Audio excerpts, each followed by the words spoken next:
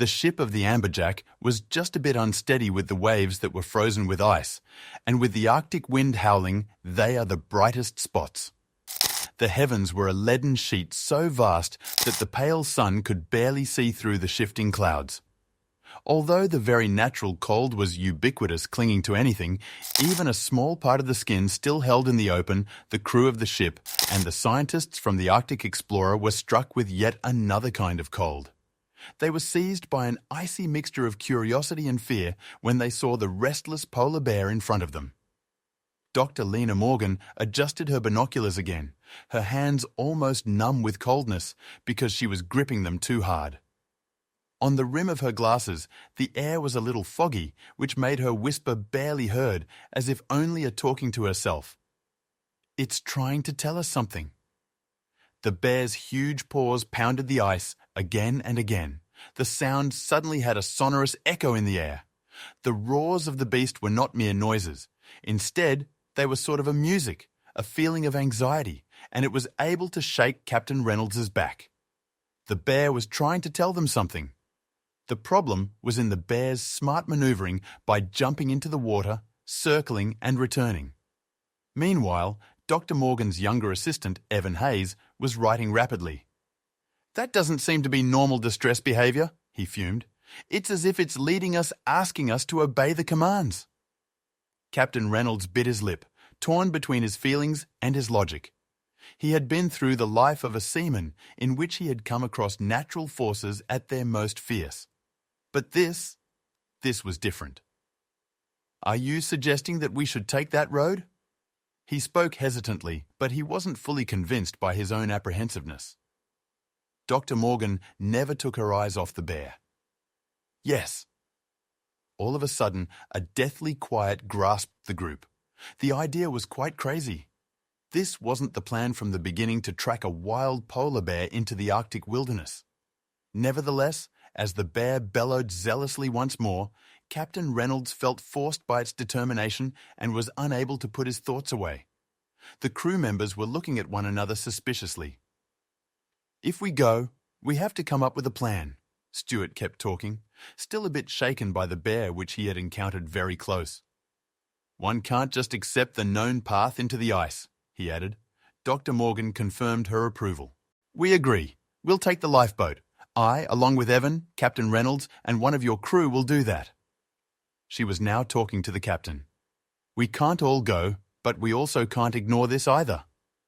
Reynolds took a deep breath and then exhaled heavily while the pros and cons were weighed on a scale inside him. At last, he gave a short nod. "All right, we do it step by step. No unnecessary risks," he says. The decision was taken. The small motorized lifeboat made its way through the icy waters in the direction of the polar bear, which decided to lead them to the west. The main ship, the Sunray, was in the distance, anchored, with the crew anxiously observing from the main deck. Evan had a handheld camera that was focused all the time to take pictures. "Wow! Unbelievable!" he smiled to himself as he observes. "A polar bear showing people the way? Impossible, but it is," he said. Captain Reynolds kept the tiller steady while his eyes were watching the horizon. The ice fields ahead were very dangerous, being changed by the underwater currents. "Be vigilant, people. If it doesn't look good, we go back," he said. Morgan didn't even hear him. She saw the lion elk's prowess in action, the way it was even more effective in water than on the ground. It wasn't suffering, it wasn't lost, it knew exactly where it was going. And that's it. Suddenly, it just stopped. Still with a fractured ice shelf, the bear made its way up and stood proudly over it, its breath coming out in large gasps. However, with a powerful roar, it shifted its focus to the lifeboat. Then, it looked at something in the distance. The crew tracked the bear's line of vision, and they saw a sight that turned their blood to ice. Somewhere near the bear, a jutting formation of ice was centered in the sea. In the beginning, it seemed to be a typical ice formation, but there was something off about it. "That's not natural," said Evan as he readjusted his camera. Through the camera, they saw that the supranational form was a piece of strange monolithic architecture as they got closer. The sight of a metallic thing could be seen trapped under a layer of ice. This was either a structure or a wreck. At the sight of the ship, Dr. Morgan's breath was caught and held for a moment. Reynolds' grip on the tiller tightened. It's a ship that doesn't belong here.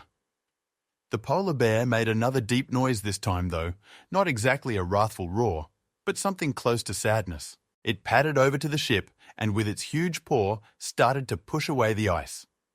The impact of the situation didn't take much time to dawn on the group of people.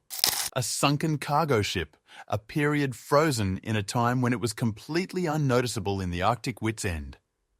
Only a little ice had moved in a way that the wreck got upside down and some part of it became uncovered. But how long had the ship been there? Yet again, what were they looking for that the bear had to push them to him? Stuart added his voice to the ongoing conversation, feeling unease in it. What if there is something inside?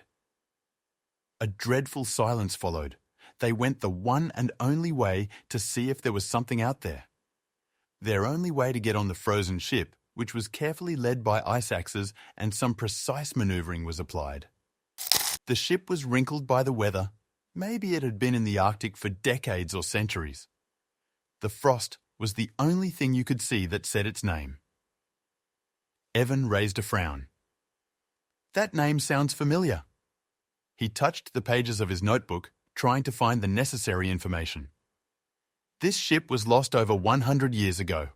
It was a British polar expedition ship that disappeared, leaving no trace. Captain Reynolds's heart raced. It is here now. Dr. Morgan looked at it, then his hand touched the rusty old wreck. The bear was the clue to this. But what for? The question was not answered by anyone. Out of sight from where the group was, the same sound of shifting ice came through, making everyone jump. The crew was strained. Meanwhile, the wind blew down through the frozen air, raising rows of wrinkles over the icicles, but not even for a second doubted out that something had moved within the ship's ruins. And they weren't alone. They approached the expedition spot cautiously. They used portable lanterns to peer into the windows blocked by ice, causing their breath to freeze up against the glass. The forms of the people inside were blurry, dancing shadows, swirling remains of incidents that could never be forgotten. Then, a face. Evan choked in horror, and his camera nearly fell out of his hands. A human face was frozen in the ice, the mouth wide open in a silent scream. He was a part of the Resolute crew. Like a tidal wave, the realization came crashing in. The ship vanished. Minerva was turned into a sea of ice. The destiny of those desperate men who lost their lives there was their imprisonment in that impregnable icy fortress. The bear had been leading them here this whole time. Dr. Morgan's hands were shaking. We need to document this. This is a major discovery. On the other hand, Reynolds wasn't positive about the affair. It was his instinct that was yelling at him to turn back. Take your footage, then we're leaving. Something isn't right. As though in rejection, another groaning sound came from the depths of the ship. The ice was creaking. The polar bear roared once more this time. However, it was a clear signal. It backed away, its eyes wide and its muscles tensed. Move! Captain Reynolds barked. The jumpy crew members fled towards the lifeboat as the ice beneath them moaned under some inexplicable pressure. Cracks were now running randomly across the surface. The old ship crept like a hibernating animal. The distance was not big, and the bear was away from them moment by the moment. The bachelors followed, almost becoming a part of the lifeboat as the wreckage broke up one last time, leaving the sounds of a final, ear-shattering snap. A part of the ice sheet caved in, pulling a part of the Resolute back to the abyss. The Arctic had fulfilled its preciousness differently. Drifting away as they wished to breathe the sight in the sea of ruins, they were so close to the polar bear that did not second it, neither dared to go away. It was there, the bear that had led them to the place of terror. Dr. Morgan said in a low voice, "The bear intended it so that we can see." Captain Reynolds sighed, his heart still racing. Perhaps to remember, the bear, who became an invisible part of them and led them through their nightmares. at last sighed and swam towards the horizon behind which he blended into the boundless white. The Arctic was a big mystery, but now at least one of them had been exposed to the light. The lifeboat zoomed past the gigantic amberjack, whose shape was barely visible through the fog, and the howling Arctic wind overshadowed their presence as if it was some supernatural being. No one spoke.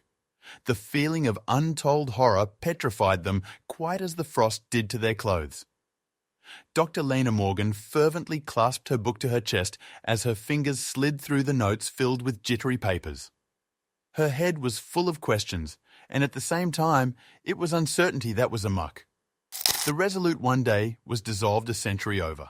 The official documents indicate its disappearance as it was suddenly swallowed up by the Arctic, as had other doomed expeditions. But they actually had witnessed it. They had seen the icy remains of its crew, their faces twisted in pain. And the bear. The polar bear had guided them to the place with a definite aim. Why? Evan, looking through the screen of the cam, gave voice to what he'd felt so long as he couldn't say it aloud. His face was pale, his breath shaky. "We need to report this. The world has to know." Captain Reynolds's jaw tightened. "We'll decide that once we're back on the ship." There was something in his voice that made Evan glance up. The captain's hands were steady, his expression controlled, but there was an unmistakable glint of unease in his eyes, because deep down, they all felt it. They had touched some things not meant to be touched. The very moment they made it back to the ship, the rest of the crew, half relieved, half apprehensive, wrapped them up. Stuart was the first to speak. "What the hell happened out there?" Dr. Morgan took a slow breath, gathering her thoughts. "We found a shipwreck. The Resolute." Murmurs spread through the crew. Some exchanged nervous glances. Even those who weren't history buffs knew the name. The Resolute was a ghost ship, one of the Arctic's many mysteries. Stuart ran a hand down his face. "That ship disappeared in the 1800s. Are you telling me it just showed up out of nowhere?" "No," Evan said in a hoarse voice that barely carried to the others in the room. "The ice moved. It was always there. Hidden." Captain Reynolds removed his gloves, rubbing warmth back into his fingers. And something inside that wreck wasn't at rest. The room fell silent. It was Lena who broke it. "We need to analyze the footage, compare it with the ship's original records. There has to be an explanation." Reynolds exhaled sharply. "You're assuming this is something we're supposed to explain?" Evan hesitated. "What do you mean?" The captain's stunning gaze was focused on the ice beyond the ship's railings. "Some things out here aren't meant to be uncovered." That night, the amberjack gently moved with the flow of the cold waters, and the ice surrounding it was shifting. The Arctic sky stretched overhead in an endless blanket of darkness, stars flickering like distant dying embers. Evan was in the research lab, reviewing the tape. His finger was about to press the pause button as he examined the frozen face of the Resolute icebound crewman. The expression was wrong. It wasn't just fear. It was something deeper, something conscious. He swallowed hard. "Lena, look at this." Dr. Morgan over him, her eyebrows furrowing as he scrutinized the image. "That's not just a man who froze to death." Her voice was tight. "That's someone who saw something before he died." Before Evan could respond, lights flickered in the lab. A low groan followed by the vibration of the ship's steel frame was heard. Evan was immediately on the defensive. "Did you hear that?" Lena still nodded, but her heartbeat was racing. The sound wasn't from the ship settling. It was something else. A whisper, faint, garbled, like words carried through a thick fog. Then footsteps, heavy, wet, coming from the hallway outside. Evan looked at Lena, and without exchanging a word, they both grated their headlamps and moved toward the door. The hallway was empty, but the wet prints glistening on the floor told a different story. Footprints. The captain's stunning gaze was focused on the ice beyond the ship's railings. "Some things out here aren't meant to be uncovered." That night, the amberjack gently moved with the flow of the cold waters, and the ice surrounding it was shifting. The Arctic sky stretched overhead in an endless blanket of darkness, stars flickering like distant dying embers. Evan was in the research lab, reviewing the tape. His finger was about to press the pause button as he examined the frozen face of the Resolute icebound crewman. The expression was wrong. It wasn't just fear. It was something deeper, something conscious. He swallowed hard. "Lena, look at this." Dr. Morgan over him, her eyebrows furrowing as he scrutinized the image. "That's not just a man who froze to death," her voice was tight. "That's someone who saw something before he died." Before Evan could respond, lights flickered in the lab. A low groan followed by the vibration of the ship's steel frame was heard. Evan was immediately on the defensive. "Did you hear that?" Lena still nodded, but her heartbeat was racing. The sound wasn't from the ship settling. It was something else, a whisper, faint, garbled, like words carried through a thick fog. Then footsteps, heavy, wet, coming from the hallway outside. Evan looked at Lena, and without exchanging a word, they both grated their headlamps and moved toward the door. The hallway was empty, but the wet prints glistening on the floor told a different story. Standing atop the wreck, a person. He had a blurry face and an almost transparent body. Lena's neck closed up. That was not there before." "No," Evan said gently. "It wasn't?" A gust of wind rushed past them, and the hull of the ship groaned in response. Somewhere below deck, something clanged. Lena and Evan looked at each other with intense gaze. Then they heard the same sound themselves. A voice. It was neither from the radio nor from the wind. It came out of the hallway connecting the dark corridors of the ship. Not from the radio, not from the wind, but below the deck. Captain Reynolds was a man of reason and logic who did not believe in supernatural things like ghosts and other sea myths. He was a sailor of many years and knew how to navigate the sea with solid reason and noteworthy skill. However, he always relied on his gut. At this moment, he was convinced that something had gone wrong.